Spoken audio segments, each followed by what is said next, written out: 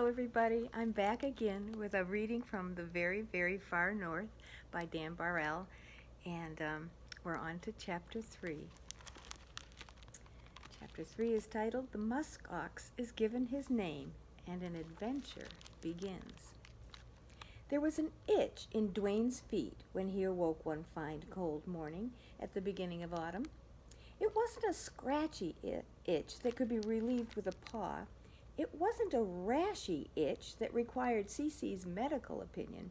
No, this was a curiosity itch, which meant that it was a day for exploring.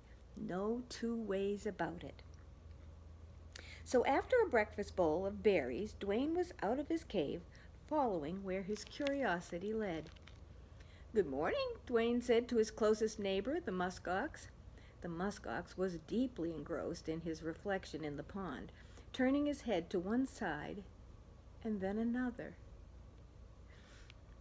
Since making his acquaintance, Dwayne has soon realized that spending hours studying himself was the musk ox's favorite activity. Oh, hello, Dwayne.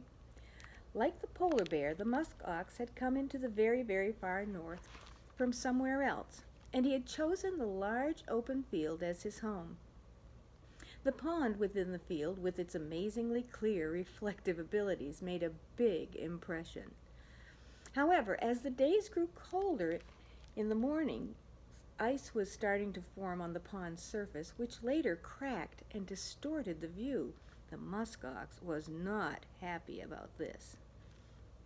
"I am off to do a little exploring," Dwayne announced. "I'm going to cross the river below the rocky ridge and see what there is to see. Would you care to join me?" The musk ox spoke in a low voice, stretching his words out from time to time.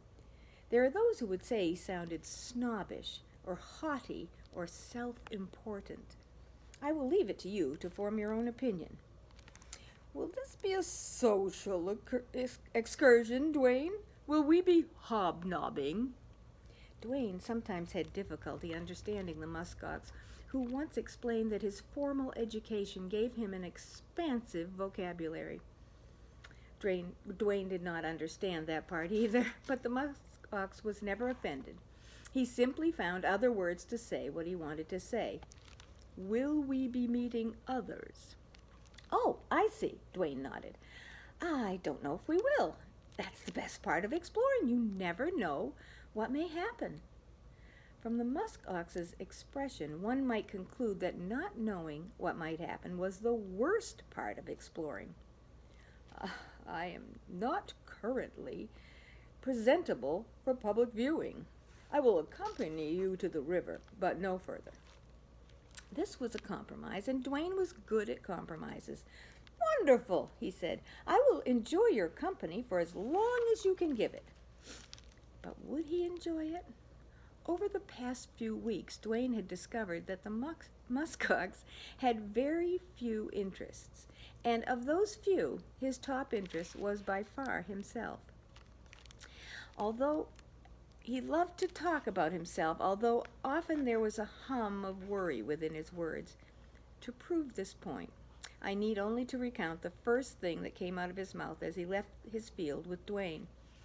"These cold mornings are freezing up the pond and playing havoc with my reflection. Ice cracks and distorts it. I couldn't tell if I was looking at something hideous or handsome. I do have my doubts when I cannot see myself." Dwayne had no reply. Although he reflected upon what he saw around him, Dwayne rarely looked at his own reflection. It wasn't a concern. Dwayne never had doubts just because he couldn't see himself. "I am a polar bear, so I likely have polar bear features," he thought. And just by thinking that thought, it gave him another thought. "I think, therefore, I am a polar bear." The musk ox mistook Dwayne's silence for indifference. "You just don't understand, Dwayne," he said gloomily. Dwayne nodded. He didn't understand. Not really. There was so much of it he didn't understand. But he felt that the musk ox needed some cheer. So he took a chance. "You're always handsome," Dwayne said reassuringly. "Yes, that is kind of you, but Also, Dwayne continued on boldly, I think since I have a name you can call me, which is Dwayne, then it is only fair that there be a name that I can call you. Oh, said the muskox, taken aback by Dwayne's unusually forceful voice. What did you have in mind? Dwayne smiled. Why, Handsome, of course. May I call you Handsome? It would make things so much easier. If the musk ox were telling this story, he would tell you that Dwayne's suggestion left him gobsmacked, and that likely would have left you scratching your head like Dwayne and wondering what gobsmacked meant. It meant that the musk ox was as stunned and speechless as could be, for a few seconds anyway, until he found his voice again. Handsome. I would be referred to as handsome? Yes, said Dwayne, if that's all right. The musk ox swallowed what appeared to be a large lump in his throat. Yes, that would be acceptable. And so, from this point forward, I too will call the musk ox Handsome. Dwayne and Handsome continued their trek in a much lighter mood, which suited Dwayne just fine. Paying attention to what is around you is really what exploring is all about. The minute you start worrying about whether you cleaned your breakfast bowl before you left your cave, you've missed something interesting right in front of your face. Light mood, positive spirit, bouncy steps, thought Dwayne. These are the ideal things to bring along when exploring. Eventually, they reached the rocky ridge that ran the length of the river. Looking down upon the water, Dwayne took notice of its great width. He imagined how excellent it would be for sliding across on his belly when winter came and the surface froze. But for now, he wondered if this was where he would part company with Handsome, or whether he could coax the muskox into continuing on as one half of their exploring team. Would you care to join me for a swim across to the other side? Dwayne asked hopefully. We've done exploring so well already. Handsome looked up upon the river with something less than enthusiasm. My family has never been big on aquatic sports, all that splashing about in watery muck getting caught in one's fur. Oh, I see, said Dwayne with a touch of sadness. Sensing Dwayne's disappointment and genuinely wanting to show some gratitude for his new name, Handsome added, Otherwise, I'd be more than willing to continue on. Dwayne lifted his eyes. You would?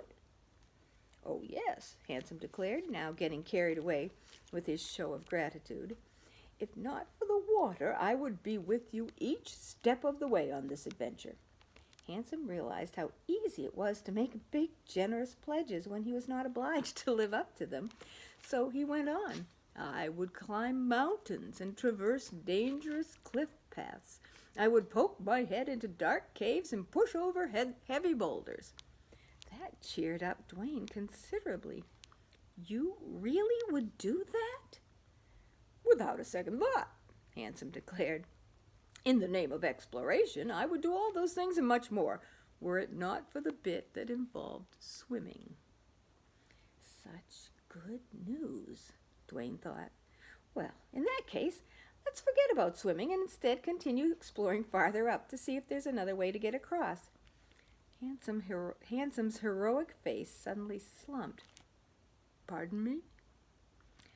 I had no idea that you were so passionate about exploring, Handsome. I suggest we go exploring for a very long time. To be honest, when we left this morning, I was hoping to be home for lunch, but now, after hearing you talk, I'd even be willing to skip lunch to explore some more. Handsome swallowed another lump in his throat before speaking. You would? Absolutely, Dwayne nodded. But you adore lunch, as do I. It's one of the things we have in common. Along with exploring, so it would seem, said Dwayne, smiling. Isn't this excellent? Replied Handsome. With renewed determination, at least on Dwayne's part, The two explorers followed the river upstream in the hope of finding a less splashy way to cross it. To Dwayne's delight, there was a definite narrowing of its width, but to Handsome's regret, the ground was climbing higher and higher as well. "It's getting steeper, wouldn't you say?" asked Dwayne, excited in this new challenge. "I would say so," gasped Handsome, "if I could only catch my breath." "This way!" shouted Dwayne, far in the lead. "I hear something thundering and roaring above us. It could be a monster. Wouldn't that be exciting?" Growled Handsome. The steep, rocky terrain forced them to leave the river and approach the loud noise from the side. After Dwayne plotted a route that Handsome would be able to manage, he stepped around a jagged corner, and there before him was not a monster, but a tall, thin waterfall. The water crashed down from a stone lip high above. Mist rose from the pool below it, and the sunlight that pierced it created a double rainbow. "You don't see that every day, do you?" said Dwayne, marveling at the sight. Handsome marveled too, but from a farther distance, leaning against a large rock while his tired legs steadied. Dwayne was most pleased with how the exploration was going. Later, when he would tell Cece about the great adventure, she would explain that the reason for the success was because it was a Thursday. "Scientifically speaking, Dwayne," she would say, "all good things happen on a Thursday. It's just basic physics." Handsome might have had a different hypothesis about Thursdays. He was exhausted and hungry and sweaty. He could only imagine how unpresentable he looked, but he purposely didn't imagine it because the embarrassment would be too great. Enough was enough. The exploring would have to come to a close. A muskox of his refinement cannot spend the day traipsing up and down, getting his fur all sweaty and unmanageable. Handsome cleared his throat. A stern speech was in order. "Dwayne, I must put my hoof down in no uncertain terms and insist that we return back to—" The polar bear was no longer there. "Dwayne?" asked Handsome, confused. The polar bear was not elsewhere either. "Dwayne?" asked Handsome, concerned. The polar bear was no longer anywhere. "Dwayne!" Handsome shouted, fearing the worst. "I'm up here," Dwayne shouted back. Handsome looked up and saw Dwayne standing high above beside the waterfall, waving enthusiastically. "Hurry, Handsome! I have something wonderful to show you. If you were excited about exploring before, you will be even more excited once you climb up here." The muskox stood silently beside the double rainbow. He had a slight twitch, in his left eye, and he looked up again at Dwayne, who was still cheerfully waving. Handsome tried to smile back, but his heart simply wasn't in it. Instead, he mumbled something under his breath about creating a law to ban all exploring in his neighborhood before sighing and finally heading up to join Dwayne. That is the end of this chapter. I am so much enjoying this. I hope you are too. We'll read again next week, or maybe later on this week. We'll see. It's been fun. Thank you for listening. Bye.